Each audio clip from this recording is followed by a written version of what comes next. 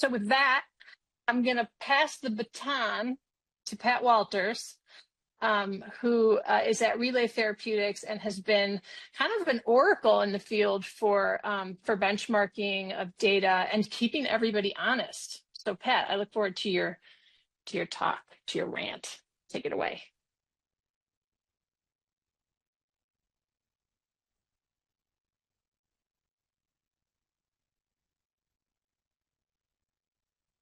We see your screen.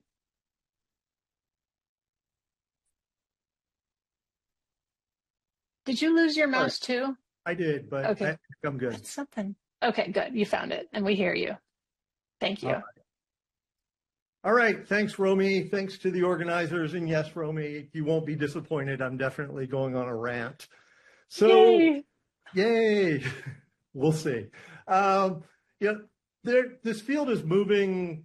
AI in drug discovery is moving at 100 miles an hour, and there are tons of papers being published. It's a really exciting field to work in. I'm really excited by the fact that a lot of people are releasing source code with their papers, and there are things that you can try out. But I think that there are some things that we need to consider more carefully. So I want to start out with just a few framing assumptions. So there are a lot of papers being published these days that present new machine learning approaches for drug discovery. Most of these papers present benchmark comparisons, so everybody wants to show that their method is better than the current state of the art.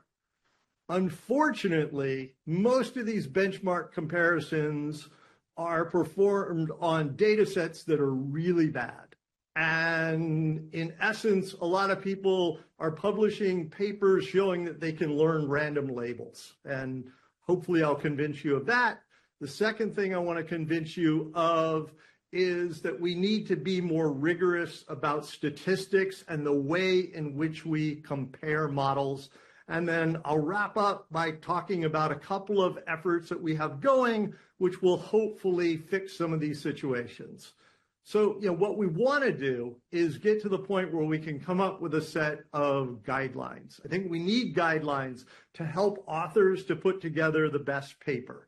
I think editors sometimes don't have the background in machine learning or statistics to be able to assess the work, nor do the reviewers. So I think we need guidelines to help everybody along and put everybody on the same page. So I want to talk about two things today. One is data sets and some of the problems with the existing data sets. And then I want to talk just a little bit about statistics and comparing methods and what I think are the more appropriate ways to do that. And to start out talking about data sets, the data set that's used more often than not when people are publishing papers on machine learning is a data set called MoleculeNet. So this data set was originally published in 2018 by the Pandey Group at Stanford. It consists of several different categories of data sets. So there's a set of quantum mechanics parameters that were calculated based on small molecules. There are some physical properties, solubility, lipophilicity. There's a bunch of binding data for a range of proteins. And then there's some physiologically based data. And these are reasonably sized data sets. They range from hundreds of thousands down to a few hundred. So this is good. There are data sets in there for classification as well as regression. Unfortunately, as I hope to convince you in the next few minutes, there are so many problems with this data set, and it really should never be used again.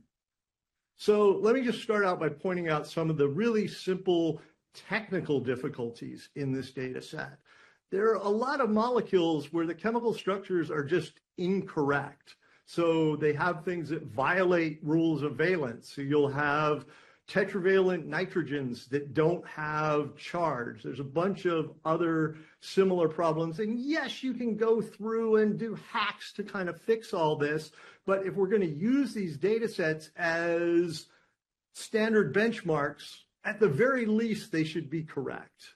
In addition to being correct, they need to be consistent. So, here's just two examples of antibacterials that are in the molecule net data set. And you'll see that on the left-hand side, we've got a carboxylic acid that is shown in the carboxylate form. On the right side, you've got the protonated form of the molecule. This has nothing to do with pKa. This just has to do with the way that somebody decided to draw the molecule in the data set. So we really, if we're evaluating machine learning models, we should be evaluating machine learning models, not some standardization protocol that's putting things into a consistent protomeric form. There's a lot of cases in the molecule net data set where stereochemistry is missing. So here you can see 3 stereoisomers of the same molecule. The first 2, the stereochemistry is fully specified. On the far right, the stereochemistry is missing for one of those stereocenters.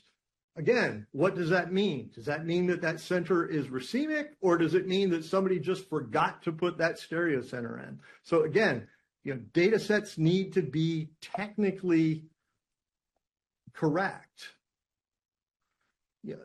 It's also important to have data sets where the dynamic range in the data is appropriate to what's typically encountered in drug discovery. So in this plot on the left side of the slide, I'm showing another data set, the solubility data set with measured aqueous solubilities that's in the molecule net data set. One thing to notice when you look on the x-axis, we've got the experimental solubility. On the y-axis, we've got a prediction. The thing to notice is that this data set spans 14 logs. So when you've got a data set with a ridiculous dynamic range like that, it's very easy to do regression. But the correlation that you get from that data set is not going to represent what you see in a typical data set. So here, what we have in the plot on the right is this molecule net solubility data set in blue. In orange, I have a more representative data set that was taken from a pharmaceutical company. And you can see that that data set only spans 3 logs. So we really need to make sure that the dynamic range in the data that we're using to benchmark represents what we're going to see in practice. There are also just some ridiculous data curation errors in there. So another data set in MoleculeNet is a data set of blood-brain barrier penetration data. So they have a set of chemical structures that are labeled 1 if the molecule has been reported to be brain penetrant, 0 if it was reported to be not brain penetrant. That seems fine. This data set has probably been published 1,000 times, literally. If you look at this data set, there are 11 molecules that are in the data set twice, once as brain penetrant and once as not brain penetrant. This is simply because when somebody put this data set together, they didn't standardize the SMILE strings and didn't go through and carefully curate the data and look for errors like this. So, when you see somebody reporting a good predictive performance or a good AUC on a data set like this, you really have to question it. Then there are other data sets in there where people are just misusing them and predicting things that they actually shouldn't be able to predict from a SMILE string or a one-dimensional chemical structure.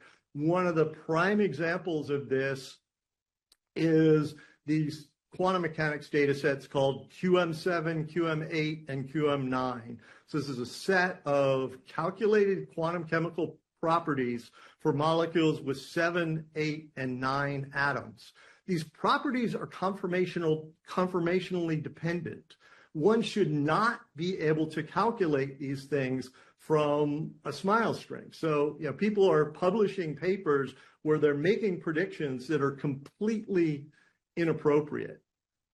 Perhaps the worst case, though, is this data set inside MoleculeNet, which is called CIDR, and it's taken from a database of side effects.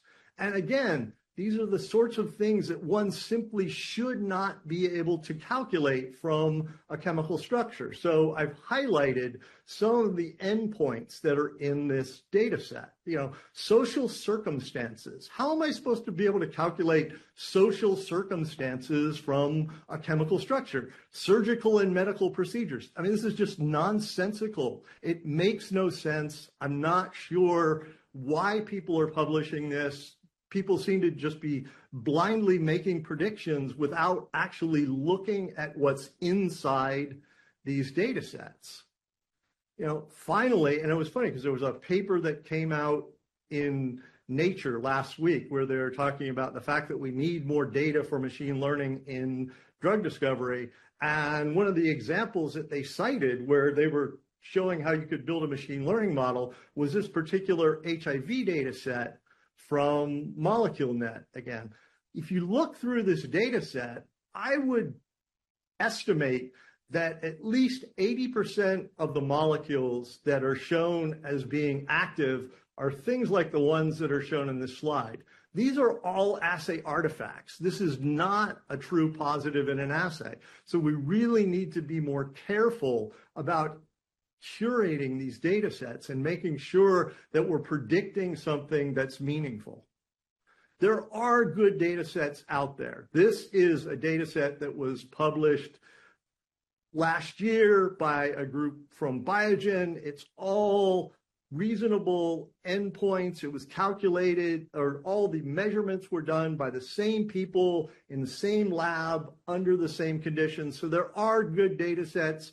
At the end of the talk, I'll get into some work that we're doing to try to do a better job of curating data and pointing the field toward better data sets. So, what do we want to do? We want to focus our benchmarking efforts on robust, clearly defined endpoints. We want to understand the data and be able to remove bad actors from the data sets. We want to make sure that the data is technically correct. I really don't like leaderboards and turning this into a contest. I'd prefer to have people in the field working together to try to figure out how to come up with better methods. So that's rant number one. Let's move now into rant number two, talk a little bit about statistics. So typically when we're evaluating a machine learning model, we take the data, we split it into a training set and a test set. We can use a range of methods to do that. We'll then do 5, 10, 25 different splits of the data set. We will calculate statistics. So if we're doing a regression model, we might be calculating something like the mean average error or the R-squared. Over a regression model, we can use different metrics for classification models. But what typically gets reported then in the literature is simply an average over that set of cross-validation folds. So what people will do is put up a table, they show all the methods in rows, then they have the columns with their statistics, and they come up with what I refer to as the dreaded bold table. So people will put a table up, they will put the method that has, if a higher value is better. In this particular case, we're looking at 3 different classification methods. A higher value is always better. So they take the method that has the highest value. They put that in bold. It's usually their method. Woohoo, they won. But, take a close look at this table. Look at the ROC AUC. One method had 0.901. The other one was 0.904. Is that really different? So, and then, people will either put up this bold table or they'll put some bar graph like this to show the method comparison, or they will try to wash away their sins by putting the standard deviation over multiple folds, but they're still putting this bold table together. The standard deviation is a measure of variance. It's not a statistical test. This is not a valid way to compare methods. People will do what I refer to as a dynamite plot, where you then plot the standard deviation. Again, this is not appropriate. We have to think about the fact that we've got multiple folds of cross-validation. So what you're really doing is you're comparing distributions. So what I've got here is a box plot showing two different methods. I've done 25 folds of cross-validation. You know, the green lines show that the method on the right is better. The red lines are where the method on the left is better. So you can see that we get a mixture. It's not always one method better than the other. But, you know, what are we doing here? We're comparing distributions. There's more than 100 years of statistics going back to work at Guinness Beer in the 1910s.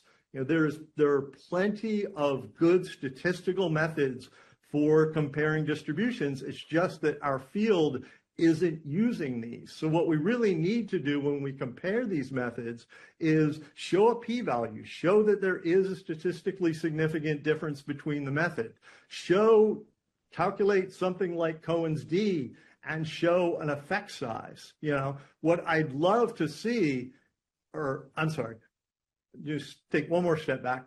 The other thing that gets a bit more complicated, when you're comparing more than two methods, you have a higher probability of just one method being better than the other by random chance. But again, you know, there are statistical methods for handling this. There are methods like ANOVA. There are methods like Tukey's honestly significant difference. There are methods like Friedman's test, which was developed in 1937. So again, we've got a long history of statistical methods for doing these sorts of things. So what I'd like to see in papers is people showing statistics and showing that their methods are actually better in a significant fashion. So, you know, I've written a lot about this in the past, but I want to conclude with something positive because I feel like so far I've been this guy, you know, the old guy saying, "You kids get out of my yard." So I think we have a couple of efforts underway that I think will hopefully address the problem. So I've been working with a group of people from across biotech and large pharma, and we've been putting together a set of guidelines for model evaluation. And there have been really two tangible outcomes from this. The first is Polaris. So there's a website called polarishub.io where we are hosting data sets, but not only are we hosting data sets, we're providing recommendations on those data sets. And within Polaris right now, there are 2 approved data sets. So hopefully there will be a lot more coming very soon. The other thing that we have is a manuscript laying out sets of statistical methods for comparing machine learning models in drug discovery. Accompanying this manuscript is a set of Jupyter notebooks with code walking you through and showing you how to do all of this. The manuscript is now going through the approval process at all the companies of all the authors. I am extremely hopeful that by the end of this month, this will be available on archive. What we'd like to do is put this out there for a few months, give the community an opportunity to comment on it, and then, you know, our hope is to then publish this and have a set of guidelines that can be adopted by journals. So, you know, ultimately, what can we do better? I think we need to use better benchmark sets. I think Polaris could be a huge help there. We need to have guidelines for appropriate statistical comparisons. If you're using MoleculeNet or the Therapeutic Data Commons to compare methods, I would recommend that you stop doing that and go get a better data set. And with that, I'm going to stop.